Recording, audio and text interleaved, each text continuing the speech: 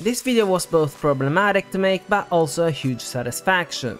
I ended up rewriting the entire script after I recorded the commentary because the new wings came out and they basically confirmed most of the theories I was gonna talk about. Since there is quite a lot to talk about, I think I'll keep the intro short. As always, this is a theory video. I use information available in the game, but my theories and conclusions are not to be considered the official lore of the game, unless I get something right and it's confirmed in a later update of the game itself. With that being said, let's start this video with a very important question we've probably been asking ourselves for a while. What are the Oceanids? The Waterborne Poetry event gave us some answers about it.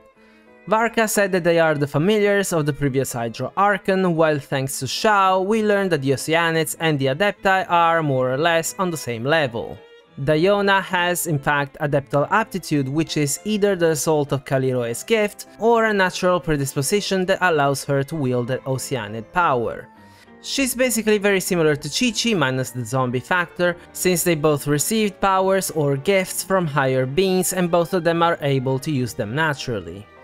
We also learned that the real form of the Oceanids is that of a Hydro Eidolon, the form Kaliroe reverted back to when she used too much of her power, while the Oceanid shape we are used to seeing requires energy to maintain, just like a human form. This is actually not news to us, since Edea never really disagreed when Kokomi associated her with the Hydro Eidolons in the Secret Summer Paradise event in version 3.8. Here's my theory about them. The Oceanids are Hydro Eidolons, mainly born of pure water. They are able to spawn inferior Hydro Eidolons that resonate with their wishes and dreams, like Edea's Eidolons and Rhodea's and Marianne's Hydro Mimics, but in specific cases they are also able to produce new Oceanids when their memories, wishes and/or dreams are strong enough to create a new life. It is said that they also need a thing that is granted to them by either Egeria, the previous Hydro Archon, or an Oceanid Elder, but this is probably just a legend.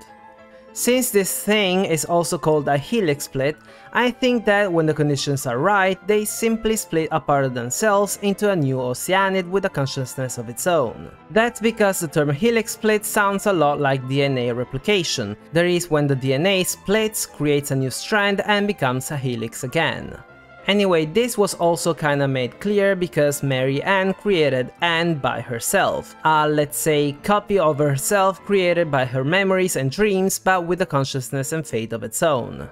This theory is also hard to prove because 500 years ago the water of Fontaine was corrupted, so no new Oceanid was naturally born from it. What we see now are tainted Hydro Eidolons, the tainted phantasms, that can, more or less, temporarily transform into something we could define as an imperfect Oceanid, but without showing much of a consciousness. Going back to Kaliroe, I suppose you notice how strange it was for her not to remember much of her past. My theory is very simple. During the Cataclysm, Kaliroe was one of the Oceanids that accompanied Egeria to fight in Khaenri'ah. Most of the Oceanids died back then, but just like the director of the Natissenkoitz Institute made it back to Fontaine, Kaliroe probably also survived. During the fight, she was tainted by forbidden knowledge and the abyss, and she was either thrown or fell into a stream of water that carried her all the way to Mondstadt. 500 years later, when Nahida erased forbidden knowledge from Irminsul and from Teyvat, the memories and powers connected to forbidden knowledge were also removed from the beings that were infected. This is why Kaliroe only has vague memories of Fontaine, why she has so little power, and why she doesn't even remember how she got to Mondstadt in the first place. To explain another theory I have about Kaliroe, we need to talk about Greek mythology for a second. As you may know, the Oceanids are mythological creatures. They are the daughters of the titan Okeanos, the river that encircles the entire world, and his sister/wife Tethys. So far, every Oceanid in Teyvat was named after a mythological Oceanid. Rhodia, Evdori, Urania, Evia, Kaliroe, and Liris, although the last one was only named once by the Latin author Gaius Julius Hyginus. We also need to include the Sirens, who in mythology are also Oceanids, since they were mentioned in Remuria's history as beings that bewitched the sailors with their songs. This naming detail means that both Egeria and Furina will eventually have a third name, an Oceanid name, and the writers have 34 more mythological Oceanid names at their disposal. Now, I mentioned Greek mythology because the mythological Kalliroi was married to a specific giant called Chrysaor, son of Medusa and brother of the winged horse Pegasus, which is actually pronounced Pegasus. Chrysaor's name is particularly interesting because it either means he who has a golden sword or simply golden sword, and in the event we saw Kalliroi give Finch, her lover, her Oceanid heart. This heart may be what René took from the director of the Nazissenkreuz Institute, what he called the key, but above all, the sword. And a droplet of pure water condensed from Oceanid power does sound like something he may have used to perform his great ritual to prevent the apocalypse. As for the next theory, this is the reason why I chose to rewrite the entire script of this video. Originally, this was just a hunch with little proof to back it up, but the Wings of Merciful Wrathful Waters pretty much confirmed it. My theory was very simple. The Hydra Eidolons look awfully similar to Apep's Dendro elemental beings, and they both share the power of adaptation, since the Eidolons adapted even to the tainted waters. The Vishaps, descendants of the Water Dragon, also share the same power of adaptation. Some of them adapted to the territory and evolved into Fontemura Barons, while the Baptismal Vishaps, because of the interaction with the humans, adapted their Hydro element and transformed it into two impure versions, Cryo and Electro, which was also the reason why the new Water Dragon wasn't able to be reborn as a Vishap as it was supposed to. This basically meant that both the Vishaps and the Hydra Eidolons were descendants of the Water Dragon, and this would have explained Neuvillette human form because, let's be honest, why would a dragon be reborn as a human in the first place? Since Neuvillette displays both Vishap features, the things on his head that are very similar to this detail on the Baptismal Vishaps, and also Oceanid features, namely his tail, which is almost identical to Kalliroi's half Oceanid, half human form, he most likely also received the Oceanid's power of metamorphosis, granting him his human form. The Wings of Merciful Wrathful Waters, though, made this very easy to understand. When the Primordial One took the original Water Dragon's heart, which was what commanded the Primordial Sea, the Shade that was tasked with the creation of life decided to create a new heart, something that had the same nobility of a dragon but not the appearance, something that looked like a god but lacked divinity. This heart was Egeria, an artificial water dragon, a dragon born of the purest elements of the human realm, Tevat, rather than the purest elements of the light realm, the old world, the realm of the dragon sovereigns. From these wings we also learn three very enigmatic truths. Enigmatic truth number 1, the sin of the people of Fontaine was Egeria's fault. She is said to have sought communication and understanding, but it caused her to weep, and because of this compassion, she committed all the sins that all beings of pure water must beware. This is what I'm thinking. Egeria was too gentle and too compassionate, and that led her to make very bad decisions. One may have been the creation of the Oceanids from her tears, because she shared her powers with inferior beings. Another was giving Remus the goblet with primordial water, because when he experimented on it, he created the Golden Ichor or Golden Symphony that replaced the original water, corrupting the people of Fontaine. The last mistake was probably being compassionate to the dragons, beings that she probably wasn't supposed to interact with because of who she was, an artificial water dragon. This would explain why dragons attacked Remuria to defend the people of Fontaine, but it also may explain why Neuvillette was born as a mix of both species as well.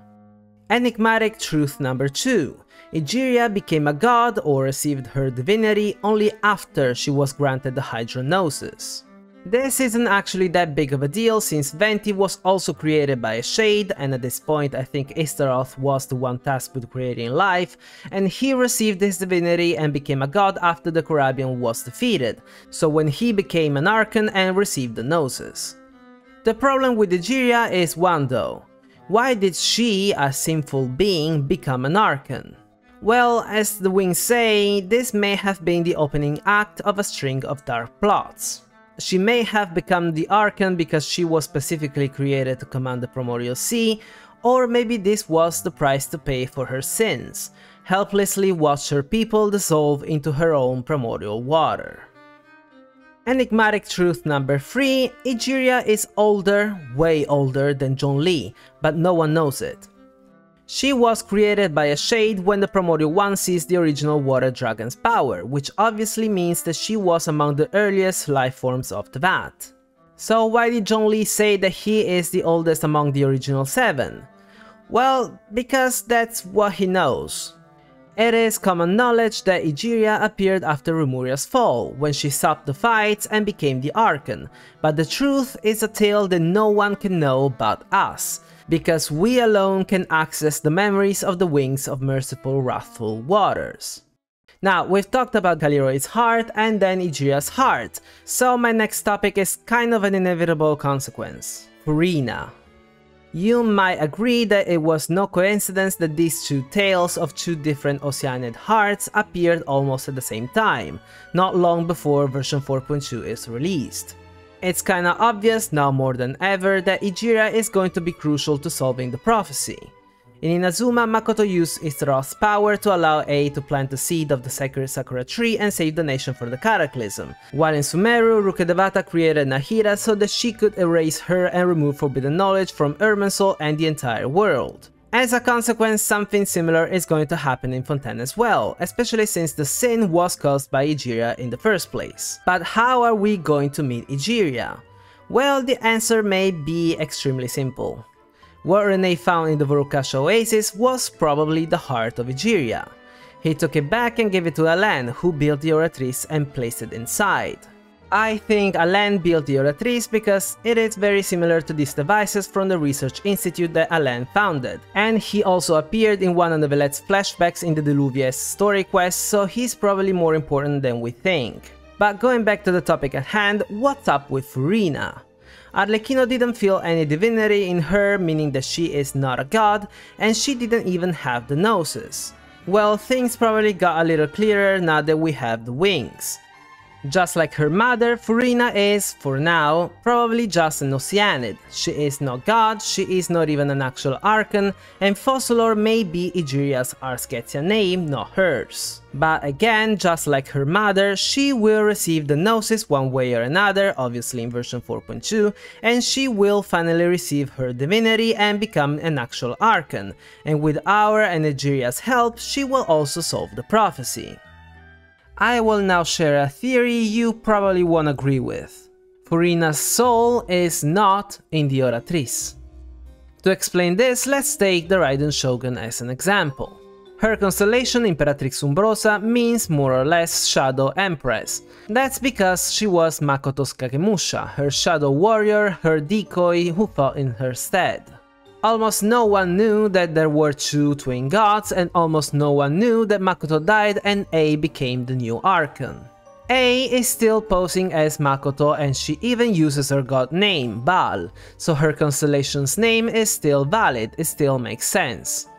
On the other hand, Furina's constellation, Animula Coraji, means little soul in the Scenic Device, and it seems to mean that her soul is in the Oratrice, but I don't think so. First of all, a person's constellation, as we saw, is something that is supposed to define the past, present and future of that person. But the Oratrice was built way after Furina's birth, and if her soul is in the Oratrice, then we will end up reuniting both her body and soul to make her whole again.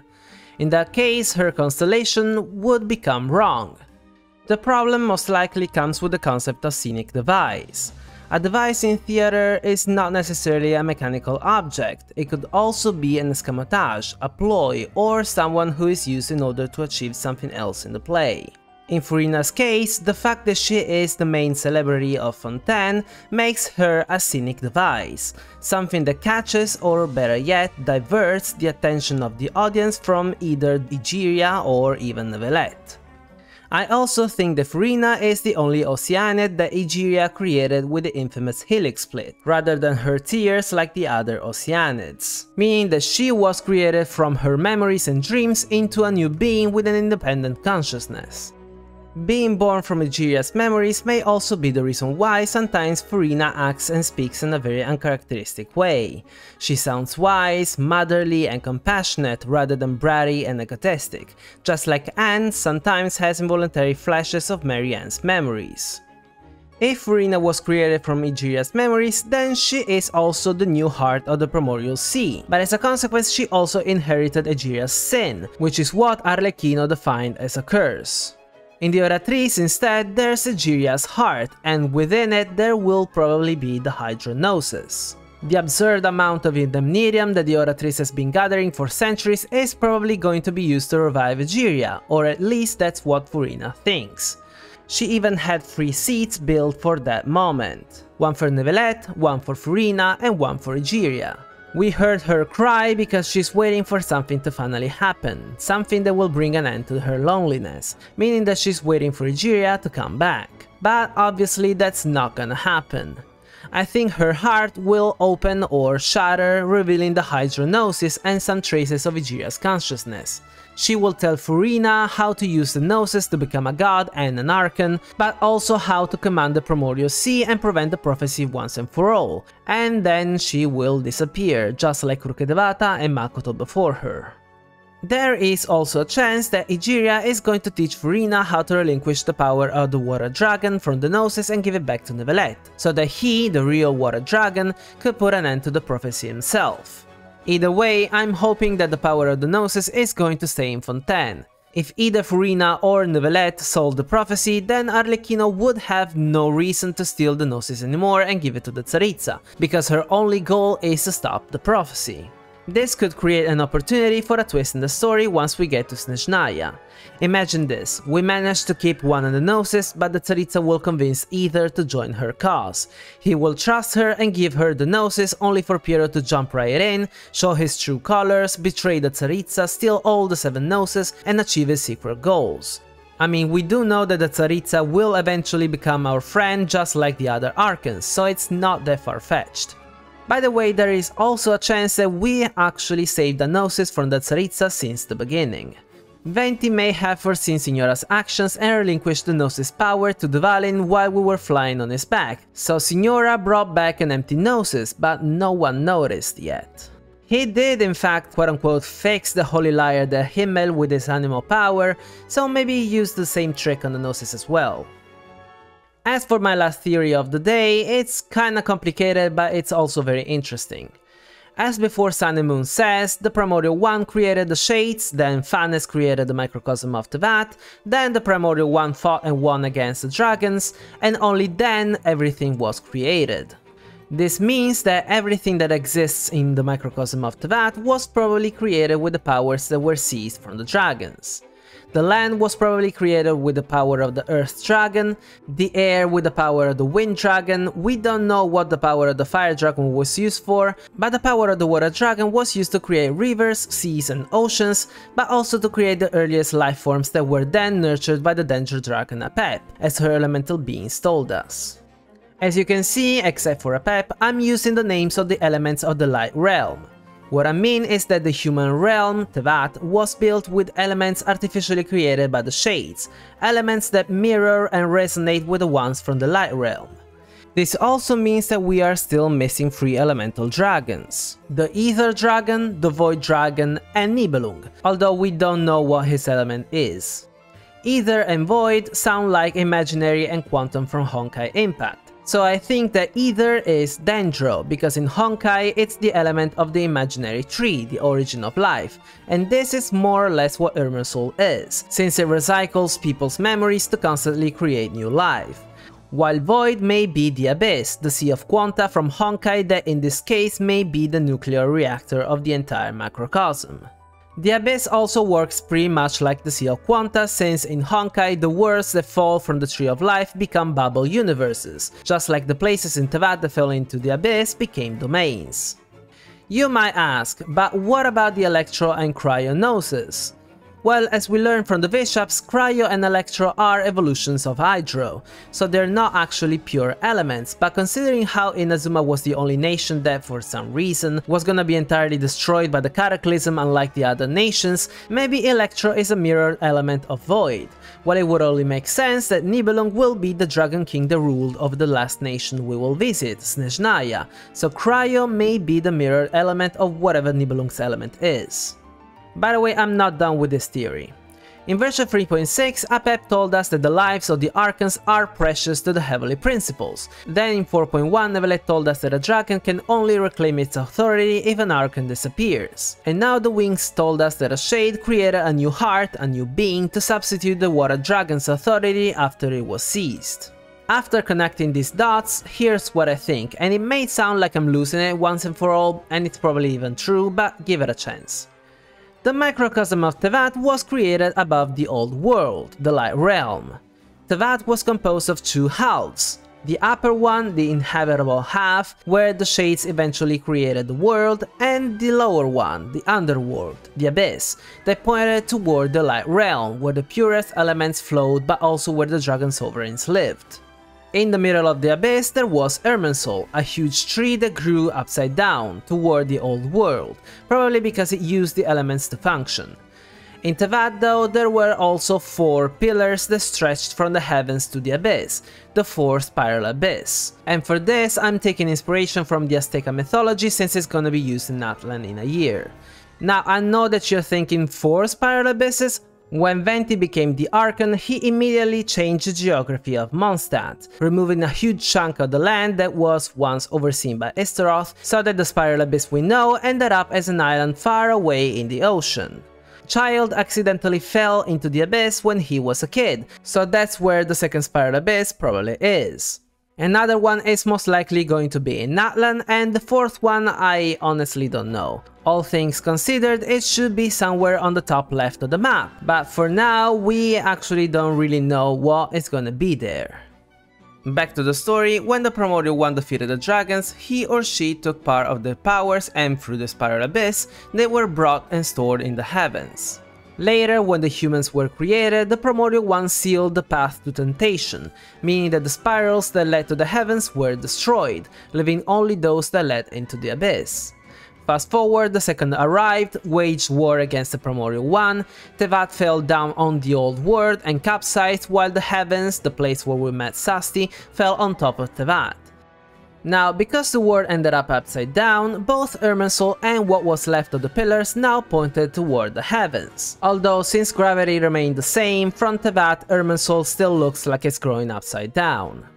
After a while, a new generation of humans, the early civilization of Teyvat, appeared in the inhabitable half of Teyvat, which is now the lower half.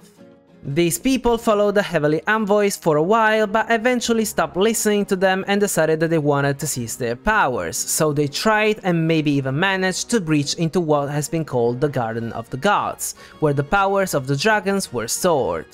If they actually managed to breach it and acquire some of those powers, it would also explain why some people have elemental powers inside of them and eventually receive a vision to channel them.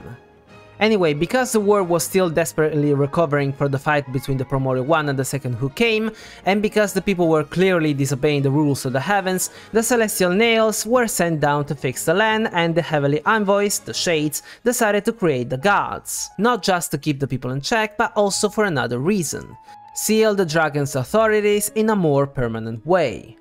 Countless gods were created, but their powers never perfectly mirrored the true elements of the Light Realm. For example, Guizhong's dust and Havria's salt are just aspects of Earth, not perfect elements. Slowly but surely, they managed to create 7 actually, more gods that perfectly mirrored and resonated with the elements of the Light Realm: Rex Lapis, Ruka Devata, Makoto N.A., Murata, Barbeiros, and the original Cryo Archon, plus Egeria, who's been around since the beginning of Teyvat.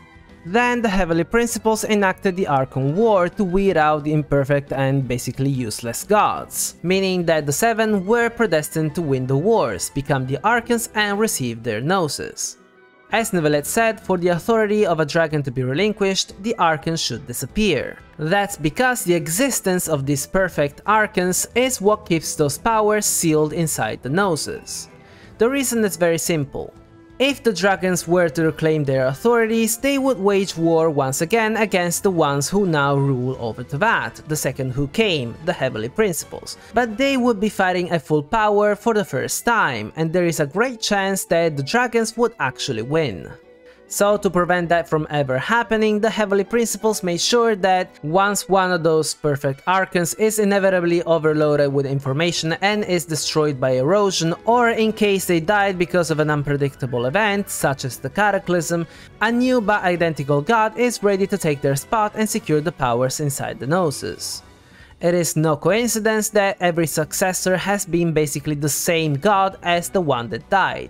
A is Makoto's twin, Nahida is Rukkhadevata's continuation, Furina is most likely Egeria's daughter, the same will also happen in Natlan with whoever is born from the womb, and I still think that the Tsaritsa is the mother of the original Archon, so Cocolia rather than Bronya, especially considering the face that Signora chose to wear when the Tsaritsa gifted her a new human form. And that's it, I hope you liked the video. If you did, don't forget to leave a thumbs up, and if you're interested in Genshin Impact theory videos, consider subscribing. I already know that many of you won't agree with some of the theories I presented in this video, especially the last two, but I hope you'll just agree to disagree in the comment section, in case we can find some common ground. I mean, it would be boring if we all had the same thoughts and ideas, so if you disagree, just use my theories as food for thoughts, come up with your own personal theories and share them politely. Well then, thank you so much for watching, and until next time, over and out.